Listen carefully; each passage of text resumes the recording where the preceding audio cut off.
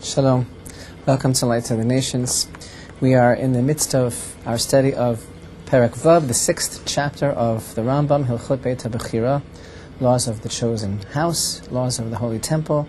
We've been discussing the topographical layout of the Temple Mount, and indeed we are basically walking through the temple and comparing the levels, the rise of the mountain as we ascend and go towards the Holy of Holies, and preparing for the building of the temple. We have the sensation of actually walking through now, and we're describing basically what we find there. And in the 5th entry of the 6th chapter, Halacha Hey, the Rambam tells us, Nimtza gova karka hahechal al karka shar hamizrach shel har habayit shtayim ve'esrim amot. It comes out that the difference between the level of the floor of the sanctuary until the level of the floor at the eastern gate of the Temple Mount is actually 22 amot. The difference in height between the floor of the Temple Mount itself, where the eastern gate is, to the floor of the sanctuary, we'll find it, and we're going, of course, from east to west in this analogy, we're going to find a difference of 22 amot. V'gova shar har habayit esrim amah. Now the height of the gate of the Temple Mount itself on the eastern side is 20 amah. Lefichach ha'omed keneged shar hamizrach eino ro'eh petach ha'heichal. Therefore, says Maimonides, one who is standing opposite the eastern gate does not see the entrance to the sanctuary. And this idea here has tremendous repercussions for something that is a central feature, a central observance of the preparations for the Holy Temple. And once the Holy Temple is standing, one of the most important things that goes on between the temple and outside the temple, I refer here, of course, to the preparation of the red heifer. So, what is it that we're talking about here exactly? The eastern gate of the Temple Mount, which sometimes is referred to as Shar Shushan. Long ago we mentioned that gate, the eastern gate, is called Shar Shushan. One commentary explains that there was a large mural depiction of the city of Shushan painted there. Some say that this gate was in honor of the Jews who returned from exile from the city of Shushan. Others say that this designation and the name and the mural were kind of like a dedication to those rulers that allowed the building of the temple. In any event, Shar Shushan, the Shushan gate, the eastern gate of the Temple Mount, was 20 amot high, 20 cubits high, which, by the way, if you recall, is the height of just about, in fact, all, let's say, of the gates of the Temple Mount. Now, someone who is standing opposite the eastern gate of the Temple Mount does not see, as they're looking straight from where they're standing into the temple, does not see the gate of the sanctuary, because the that gate is 20 amot high. However, the opening of the hall of the sanctuary begins at a height of 22 amot. So therefore, because of that difference, one does not see the gate. Now, and Maimonides continues, Umipnei zeh, because of this, Asu kotel sha'al gabe shar zeh namuch. The builders of the temple designed the complex of the temple in such a way that the wall over this particular gate was lower. Kidei sheyehe kohen ha'omed bar hamishcha ro'eh petach ha'heichal b'sha'ah shemazeh midam ha'para nochach ha'heichal.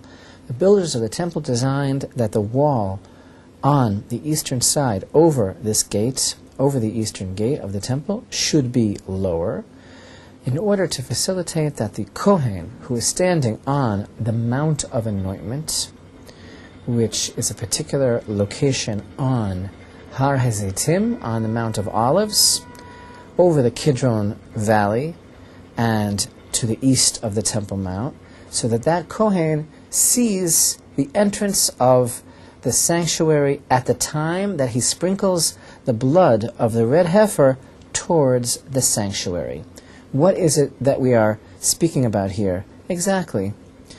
Well, the Mishnah tells us, this is the Mishnah that reads that all of the walls of the Temple Mount complex were high. They had a uniform height, except for the wall on the eastern side, because the Kohen who is burning the red heifer, who's standing at this location called the Mount of Anointment, and he has to have intention at the time that he is officiating, the time that he is dealing with the preparation of the red heifer, he has to be able to look into or towards the entrance and into the entrance of the sanctuary at the time that he is sprinkling the blood. This is a requirement for this Kohen who is dealing with the paraduma, that he sprinkle its blood towards the sanctuary, in the spot where he is standing. The Torah tells us, this is a verse actually in Numbers 19, where we find the precept of the red heifer, and it's discussed in the Mishnah, discussed in the Rambam, that, and the verse reads, V'hiza el nochach pnei ohel moed, that this Kohen who is overseeing, who is dealing with the burning of the red heifer, he sprinkles from its blood in the direction of the tent of meeting. So, in the days of the desert, when the commandment was originally received, in the days of the traveling tabernacle, the paraduma, the red heifer, was prepared outside the camp, was prepared outside the tent of meeting, the Ohel Moed, and the Kohen would burn the parah and sprinkle of its blood and be facing the entrance to the tent of meeting. Once, of course, again, as we've been studying throughout in Hilchot Beit HaBechira, David and Samuel established the location of the Beit HaMikdash, the Holy Temple, to be on Mount Moriah, which is its permanent location. So then this requirement of burning the red heifer opposites the holy place and of the Kohen at the time that he is burning it, to be able to sprinkle of its blood towards the entrance of the tent of meeting. It's transferred to its location in Jerusalem. And, of course, one of the important questions that is kind of an open-ended question that remains today is, where exactly is this location, the location of the burning of the red heifer? It's a very, very important point in scholarship. It has a connection, this question, to another very, very important question, which is also something of debate, something that is somewhat left in controversy amongst the scholars about the temple, and that is, where is the original location of the eastern gate? Because we know that there was this requirement that we're referring to here, that the Kohen stand outside the temple, and again, sometimes the red heifer, which we have discussed so much, and about which much more information is available online at the Temple Institute's website, sometimes the red heifer is inadvertently referred to by people as an offering, the word they use, sacrifice, like the other offerings in the temple, and that is absolutely incorrect. The red heifer itself is a process. It's part of a means of facilitating the other offerings and the things that are going on in the Holy Temple. It's the rule of the Torah, the rule of God Himself regarding the institution of purity, of tahara. But another reason, obviously, why it can't be considered an offering is because it doesn't take place in the temple, and it's the only thing of its kind, really, when you think about it. It's the only. It's a category all to itself, all by itself. It is the offering, as it were, of an animal, the slaughter of an animal, the preparation of an animal. It's not exactly, can't really be called being offered, because that whole world of thought, that concept, only takes place on the altar in the Holy Temple. And we ourselves have learned previously here in our studies in the Rambam that an offering may only be brought by a Jew on the very spot of the altar in a very, very specific spot. As the Rambam says, Mekomo mechuvan biyoter, the place of the altar is exceedingly specific. It's the place of the altar, and in fact the place of the creation of Adam Harishon, the first man. So that's an offering. It takes place only on that altar. There was a type of altar built, erected at the spot of the Mount of Anointment, but that was more a platform, not exactly like the concept of the altar in the Holy Temple. There were a number of structures that were located at that spot, which we read about in the Mishnah in Tractate Para, that tell us about how the red heifer was prepared. It was prepared with great attention to detail in a very kind of complex and very public, very high-profile service. This you can read about more online at the Temple Institute's website. And as we have mentioned in the past, the reason why this whole order of the preparation of the red heifer was so public and so high profile and accomplished with such detail and even, you could say, pomp, was because of the ongoing raging controversy that took place between our sages of blessed memory and the Sadducees, who were a sect that rejected the oral Torah, rejected the truth of the revelation of Sinai, and therefore the interpretation that was given over to Moshe himself from the mouth of the Almighty at Sinai and given over to the rabbis. And there were a number of other instances throughout the year, throughout different circumstances at that time in history, where the halacha indicates that certain enactments were arranged specifically because of this problem with the different interpretation of the Sadducees. And therefore, and this is one example, and we won't go into that so much at this point, but if you'll just recall for a moment, it was a similar idea regarding the high priest on the Day of Atonement when, if you recall, he actually had to take an oath that was administered to him by the elders, that he would not, the oath was that he promised that he would not divert or digress from any of the things that he learned of how he was supposed to bring the incense when he would be in the Holy of Holies all by himself and no man would be there to bear witness to see it, is because of the fact that these Stukim had such wide-ranging influence, and so that was carried over into other areas of halakha as well, including this preparation of the paraduma. In any event, so there on the Mount of Olives, there is a particular place, the Mount of Anointment, where the red heifer is laid out, is slaughtered on this altar, this platform opposite the eastern gate. As we've learned here in the words of the Rambam, the gate, the wall on the eastern side of the Temple Mount complex over the eastern gate is lower than the walls around the Temple Mount, the other walls, in order to allow the Kohen standing at his vantage point on the Mount of Anointment at the Mount of Olives to be able to gaze through that gate and all the way to the sanctuary itself, as is required by the verse.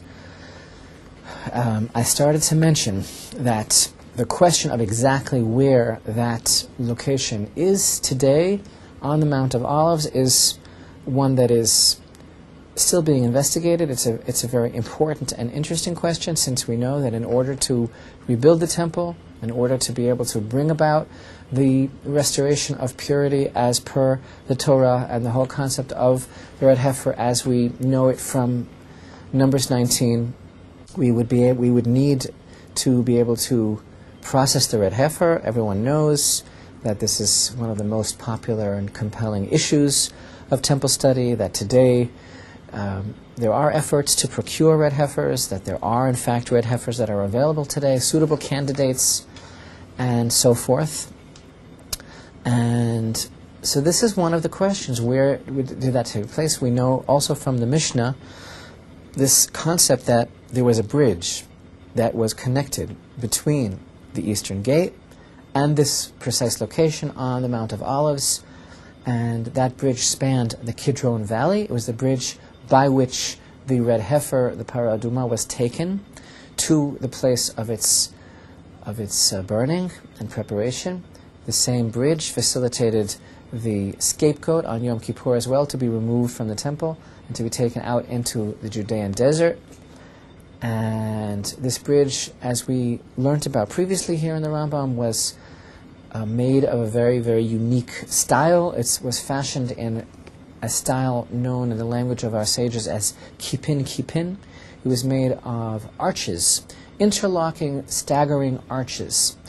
And this, as we learned, is a method that prevents the rise of impurity, of tumah, from an unknown source that may be along the routes, which would inadvertently render the kohanim in the party and the para itself, the heifer itself, impure.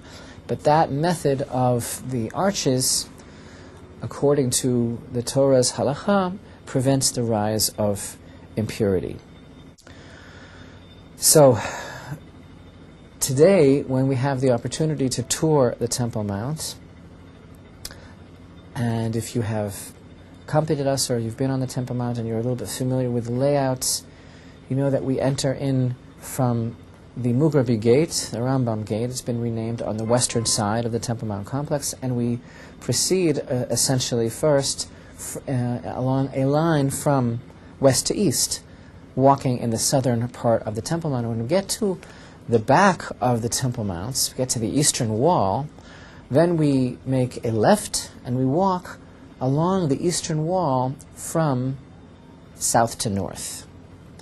And one of the things that I like to point out on that tour, when we come to one of the openings in the wall, it was designed, I guess, for shooting arrows, we come into one of those slats just after we come down the stairs. On the eastern side, there is a place where we can gaze across the Kidron Valley to some of the structures and locations on the Mount of Olives. And according to contemporary research that's been carried out and is as yet unfinished, but has been carried out by colleagues of the Temple Institute, we believe that we have, in fact, determined the spot of the Mount of Anointment. There on the slope of the Mount of Olives, some rather advanced satellite technology, NASA-style infrared imaging, has been used to determine the existence of structures underground that are exactly as those described in the Mishnah and tractate Para, and they include structure that appears to be the mikveh that is described there, and in fact the platform itself for the preparation of the red heifer. And this in itself, besides the fact that it is so essential and exciting to know where the red heifer was burnt and processed, also bears great bearing upon the age-old question of precisely where on the Temple Mount was the original Eastern Gate. Again, this is a world unto itself of controversy, scholarship, various opinions, but if you're at all familiar with the background of what we're discussing, then you'll know that this is not at all a quiet or a simple issue, the Eastern Gate on the Temple Mount. So this is bringing to the forefront for us the whole concept of everything that we've learned regarding the Paraduma, the red heifer, its location vis-a-vis the eastern side of the Temple Mount. And before we go on to Halacha Vav, another topic altogether, I'd just like to mention that this, on a symbolic level, the idea of this essential process for temple service being done outside the temple is a very unique and intriguing idea. After all, this is something everybody knows, so absolutely intrinsically imperative to the operation of the temple. And yet it takes place outside the temple. And it's an amazing thing to contemplate what was Hashem's meaning and what is the significance of the fact that way back in the book of Numbers, when the commandment was originally received, we find there this idea, Vehiza el nochach pnei ohel moed. This is the fourth verse of chapter 19 of the book of Numbers, that he shall sprinkle it towards the tent of meeting, but that this is to be done specifically, as we read there, outside. And it's interesting that which is, when you think about it again, if we want to go a little deeper and remember what the red heifer is all about, it's about the reinstatement of purity. And we know that purity, tahara, for all practical application and purpose of our discussion about the temple, it's not about some sort of physical soil. It's not about being dirty. It's not about any sort of being sullied in any way on that level. It's rather totally a spiritual concept that relates to a certain kind of spiritual disconnect and imbalance. And in order for that to be reinstated, for all of the reasons that we've been discussing for so long and that you can learn about under separate cover, for all of those reasons, the red heifer is the answer. And that is, of course, as you probably remember, the chok of the Torah. Zot chukata Torah. This is the epitome of all of those mitzvot in the Torah known as chok, which means that it is a commandment above the scope of human comprehension. Hashem tells us in advance, you're not going to understand. Maybe that's part of the idea that it's outside the temple. It's outside our field of vision, as it were. It's outside that which we can even hope to be able to grasp. But again, the secret of purity in the temple is not even done in the temple, it's done outside. And we've had occasion throughout the year to, especially around the time of the reading of the portion of Parah and the special Shabbat of Parah before Passover, we had occasion to reiterate and review the fact that one of the aspects of the secret of purity is that it is also connected to total humility, as demonstrated and as represented by Moses, because he is the only person that ever was given to understand completely the secret of why the Parah Aduma works the way it does, the greatest mystery in the Torah, that it renders the pure impure while at the same time rendering the impure pure. That's part of the aspect of the mystery. And we discussed the fact that this is something which is only can be grasped by someone who has no ego, who is totally pure, totally selfless, as was Moshe, as the Torah testifies, as Hashem himself testifies, and that perhaps we can understand that in itself is part of the secret of purity. To be on that level of being totally without ego and selfless. But I think this is also part of the idea that the Rambam is conjuring up for us here, mentioning the idea of it being outside, the idea of the fact that something, maybe even the loftiest, the most important concept of all, upon which everything else is totally dependent and hinging, the restoration of purity.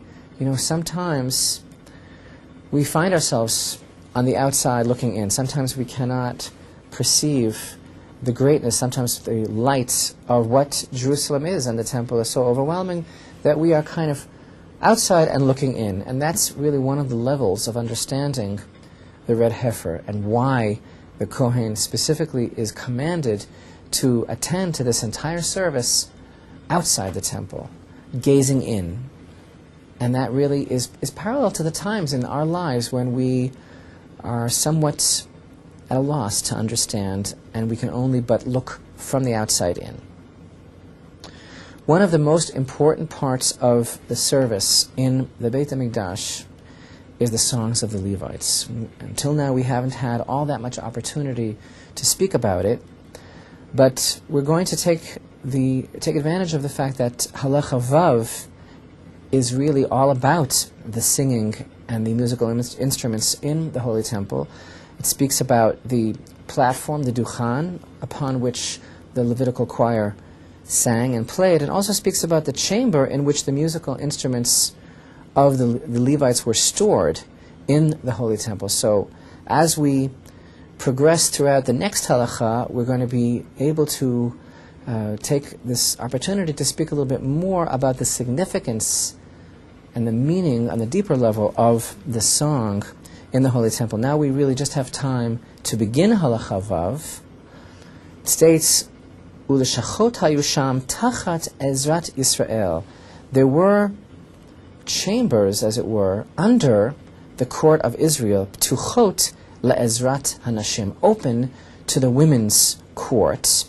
Shesham haleviim nutnin hakinorot v'hanavalim v'hamitzaltaim v'chol klei hashir. And those chambers were used by the Levites to store their lyres and harps and the cymbals and all of the various musical instruments. The Rambam here, in his opening sentence here in Halacha Vav, is basically basing himself on the words of the Mishnah in Masechet Midot, where he discusses the fact that, where it's mentioned that between the Ezrat Nashim, the women's court, and the Ezrat Yisrael, there were 15 steps, as you know.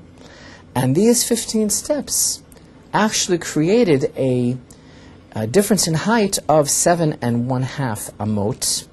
And in this kind of hollow space that was created underneath the stairs, there the builders of the temple built the Lishkat Klei Hashir, the chamber of the musical instruments. This was the storage for all the musical instruments that the Levites used when they stood on the Duchan, on the platform. And as we continue here in Halacha Vav, next time we're going to discuss the song and the daily song and the role of the Levites in the Holy Temple, singing the song in the presence of the Shekhinah, the divine presence, the light to Israel and the light to the nations.